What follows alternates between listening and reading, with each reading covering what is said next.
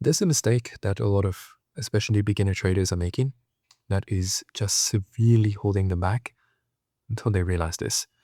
And this has to do with trade selection, or more importantly, an exact kind of way that you score your trades so that you know which to prioritize and which not to prioritize. If you've ever struggled with situations where you know how a good trade looks like, and you also know how a bad trade looks like, but for one reason or another, you just, maybe you're aware of this, maybe you're not aware of this, maybe you take more of the bad trades than you do the good ones. And if you struggle with this, especially when you know what a good one looks like, but then somehow, some way you don't take it, this video is probably going to be helpful.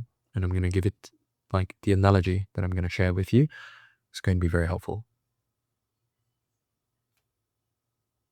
So this was inspired by a backtest review that I just did.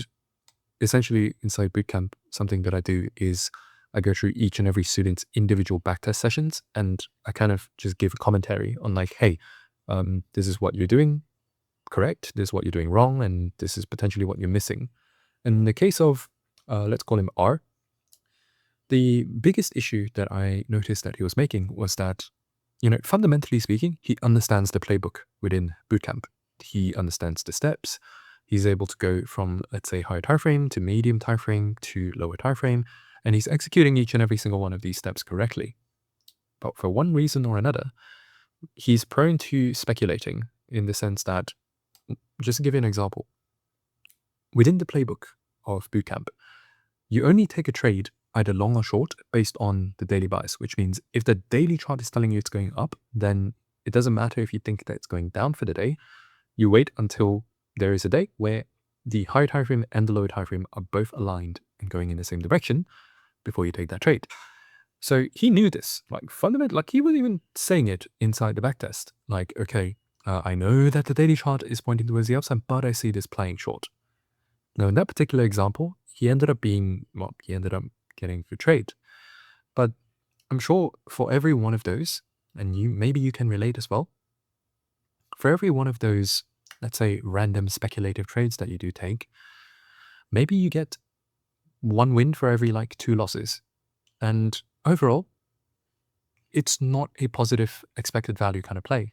For those of you who may not understand what that means, let's just say that if you put this out over, let's say, 1,000 trades of you doing this random speculating, if you win one trade for every 2, like, for every win that you get, you lose 2 trades, guess what? That's not positive value, right? If anything, you continue to do this over the course of 1,000 trades, you're going to be losing a whole lot of money. And so it doesn't matter if you win here and there in the short term. It's just kind of like random sample sizes or small sample sizes, could even just be variance. What's important, the thing that's important to understand about succeeding as a trader is that it's not about individual moments or, like, individual outcomes. It's more of consistently doing the right thing time and time again over the long term, and ensuring that you're making, like, overall, you're making money. Overall, you're making more money than you lose. I don't know why I lost my train of thought there. And this short-term speculative stuff is not it. At the very least, it's not the highest quality of input that you can be putting in. And so the way I kind of explain this to him, and especially if you struggle with this, you're going to relate to this analogy that I'm going to give you. The way that I told him is that, let's think about a food pyramid.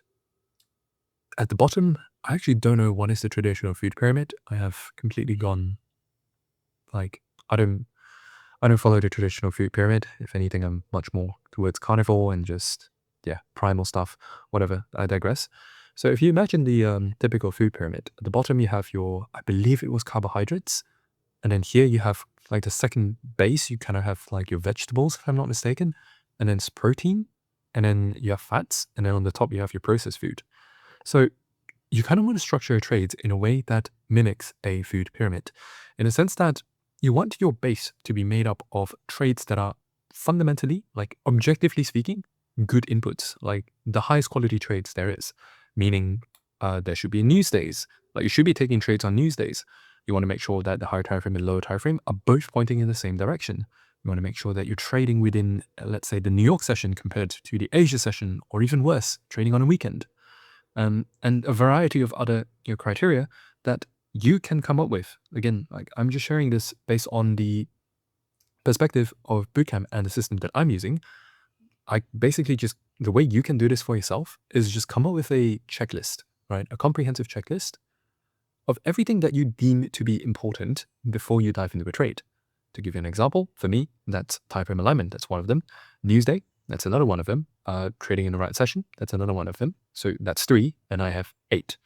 So before I get into every trade, I will grade how many of those criteria are available at any given time. So for example, let's say this trade, as of the time that I'm about to take this trade, let's say there are 7 out of 8 of those criteria present. And so I can now objectively, like from a very objective standpoint, I can now grade this trade as, let's call it level 3.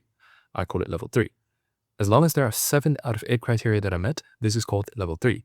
In other words, it is just a fancy way, or just my way of saying that this is an A+ trade. And so that consists of the base of that pyramid.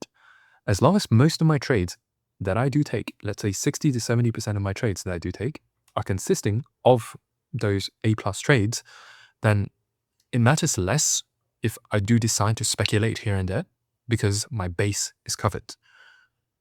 Most people get this the opposite way around, where most of the trades are the random speculative ones. Let's say only 4 out of 8 criteria are present. And only every now and then, when their patience allows them to, they take a trade that is actually like level 3 or an A+ setup. Because the truth is, these A+ setups, they don't come around very often. And so that's where most people struggle. They know what a good setup looks like. They know what a bad setup looks like.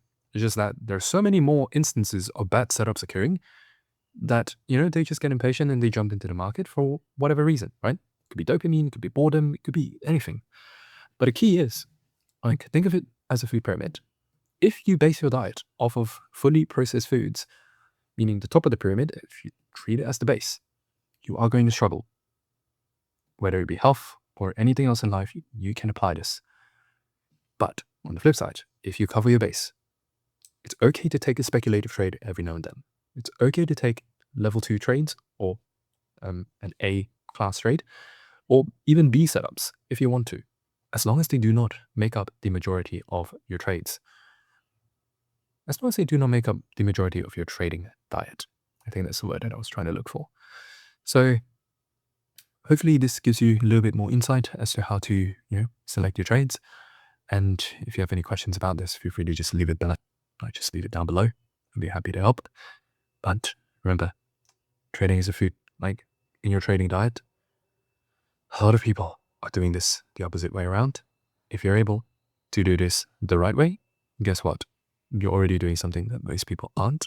And it's going to be so easy for you to take the money of the unaware, of the uneducated. Which is also the reason why you're here in this video, to educate yourself so that you don't end up being one of those retail traders that gets their money absolutely washed away from them. Anyways, gonna go back to my cigar. I'll see you guys in the next one.